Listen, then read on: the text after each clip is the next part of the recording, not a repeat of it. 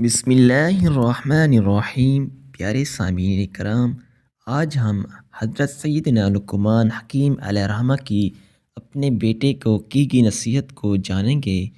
وہ نصیحت ایک ایسا کامیابی کا راز تھا جو نہ صرف ان کے بیٹے تک محدود تھا بلکہ قیامت تک آنے والے تمام مسلمانوں کے لیے ایک کامیابی کا راز تھا، اور اس نصیحت کی حقیقت کو جانتے ہیں۔ حضرت سیدنا سعید بن مسیب فرماتے ہیں، ایک مرتبہ حضرت سیدنا حکیم لقمان علیہ الرحمہ نے اپنے بیٹے کو نصیحت کرتے ہوئے فرمایا، اے میرے پیارے بیٹے، جب بھی تجھے کوئی مصیبت پہنچے تو اسے اپنے حق میں بہتر جان اور یہ بات دل میں بٹھا لے کہ میرے لیے اسی میں بھلائی ہے۔ اگرچہ بظاہر وہ مصیبت ہی نظر آ رہی ہے، لیکن حقیقت یہ ہے کہ وہ تیرے حق میں بہتر ہوگی۔ یہ سن کر آپ کا بیٹا کہنے لگا، جو کچھ آپ نے فرمایا میں نے اس کو سن لیا اور اس کا مطلب بھی سمجھ لیا، لیکن یہ بات میرے بس میں نہیں کہ میں ہر مصیبت کو اپنے لیے بہتر سمجھوں۔ میرا یقین ابھی اتنا پختہ نہیں ہوا۔ جب حضرت سیدنا حکیم لقمان علیہ الرحمہ نے اپنے بیٹے کی یہ بات سنی تو فرمایا، اے میرے بیٹے، اللہ پاک نے دنیا میں وقتاً فوقتاً انبیاء کرام علیہم السلام مبعوث فرمائے۔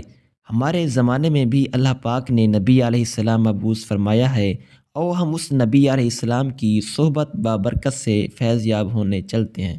ان کی باتیں سن کر تیرے یقین کو تقویت حاصل ہوگی۔ آپ کا بیٹا اللہ پاک کے نبی علیہ السلام کی بارگاہ میں حاضر ہونے کے لیے تیار ہو گیا۔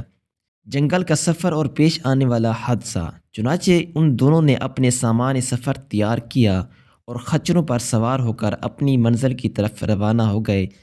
کئی دن رات انہوں نے سفر جاری رکھا۔ راستے میں ایک ویران جنگل آیا۔ وہ اپنے سامان سمیت جنگل میں داخل ہو گئے۔ اللہ تعالیٰ نے ان کو جتنی ہمت دی اتنا انہوں نے جنگل میں سفر کیا۔ پھر دوپہر ہو گئی۔ گرمی اپنے زور پر تھی، گرم ہوائیں چل رہی تھیں۔ در اثنا ان کا پانی اور کھانا وغیرہ بھی ختم ہو گیا۔ خچر بھی تھک چکے تھے، پیاس کی شدت سے وہ بھی ہانپنے لگے۔ یہ دیکھ کر حضرت حکیم لقمان اور آپ کا بیٹا خچروں سے نیچے اتر آئے اور پیدل ہی چلنے لگے۔ چلتے چلتے حضرت سیدنا حکیم لقمان کو بہت دور ایک سایہ اور دھواں سا نظر آیا۔ آپ نے گمان کیا کہ وہاں شاید کوئی آبادی ہے اور یہ کسی درخت وغیرہ کا سایہ ہے۔ چنانچہ آپ اسی طرف چلنے لگے۔ راستے میں آپ کے بیٹے کو ٹھوکر لگی اور اس کے پاؤں میں ایک ہڈی اس طرح گھسی کہ وہ پاؤں کے تلوے سے پار ہو کر ظاہر قدم تک نکل آئی۔ آپ کا بیٹا درد کی شدت سے بے ہوش ہو کر زمین پر گر پڑا۔ آپ نے اسے اپنے سینے سے چمٹا لیا، پھر اپنے دانتوں سے ہڈی نکالی۔ کافی مشقت کے بعد بالآخر وہ ہڈی نکل گئی۔ شفقت پدری۔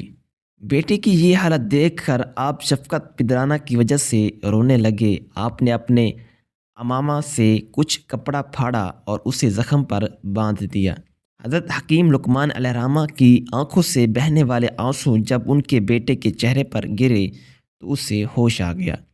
جب اس نے دیکھا کہ میرے والد رو رہے ہیں تو کہنے لگا، اے ابا جان، آپ تو مجھ سے فرما رہے تھے کہ ہر مصیبت میں بھلائی ہے، لیکن اب میری اس مصیبت کو دیکھ کر آپ رونے کیوں لگے؟ اور یہ مصیبت میرے حق میں بہتر کس طرح ہو سکتی ہے؟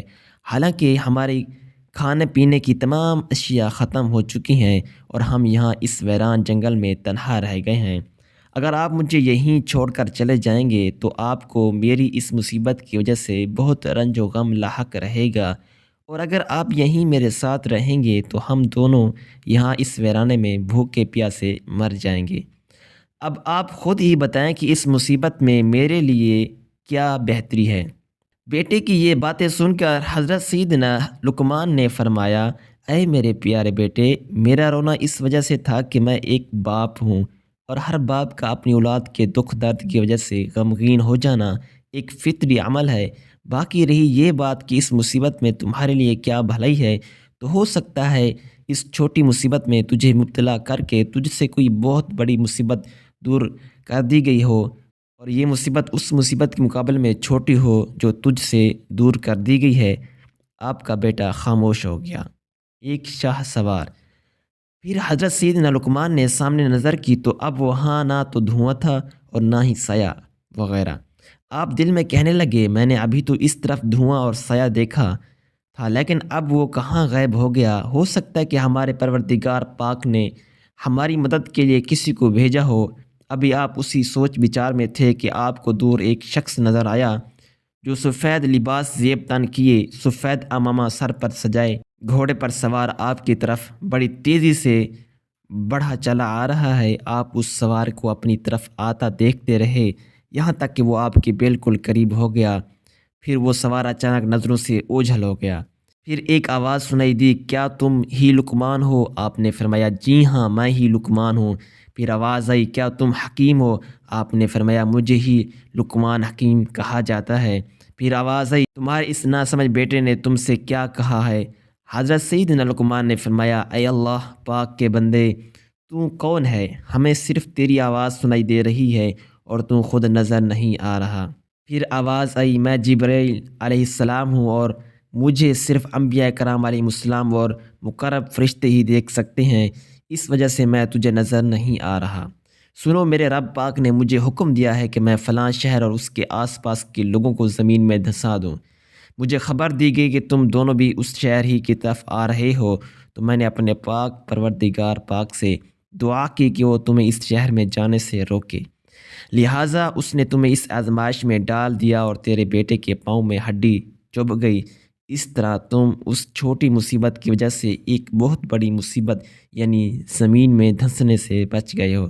دنوں کا سفر لمحوں میں۔ پھر حضرت سیدنا جبریل علیہ السلام نے اپنا ہاتھ پھیرا تو اس کا زخم فوراً ٹھیک ہو گیا۔ پھر آپ علیہ السلام نے اپنا ہاتھ اس برتن پر پھیرا جس میں پانی بالکل ختم ہو چکا تھا، تو ہاتھ پھیرتے ہی وہ برتن پانی سے بھر گیا، اور جب کھانے والے برتن پر ہاتھ پھیرا تو وہ بھی کھانے سے بھر گیا۔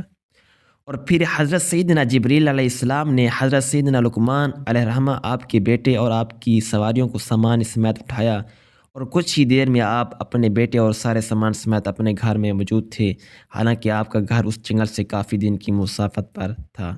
اے ہمارے پاک پروردگار، ہم سے ہماری تمام مصیبتیں دور فرما دے، ہم پر آنے والی بلاؤں کو شہید کربلا امام حسین رضی اللہ تعالی عنہ کے صدقے رد فرما دے، ہمیں اپنے فضل و کرم سے مصائب پر صبر کرنے کی توفیق عطا فرما اور بے صبری سے بچا۔ یا الہی، ہر جگہ تیری عطا کا ساتھ ہو، جب پڑے مشکل شہ مشکل کشا کا ساتھ ہو، اور اے اللہ پاک مشکلیں حل کر شہ مشکل کشا کے واسطے، کربلائیں رد شہید کربلا کے واسطے۔ پیارے سامعین، اگر ویڈیو اچھی لگی تو اس کو لائک اور چینل کو سبسکرائب لازمی کیجیے، اور بیل آئیکن کو بھی لازمی پریس کیجیے تاکہ آنے والی ہر نئی ویڈیو کا نوٹیفیکیشن آپ تک بر وقت پہنچتا رہے۔ السلام علیکم ورحمۃ اللہ وبرکاتہ۔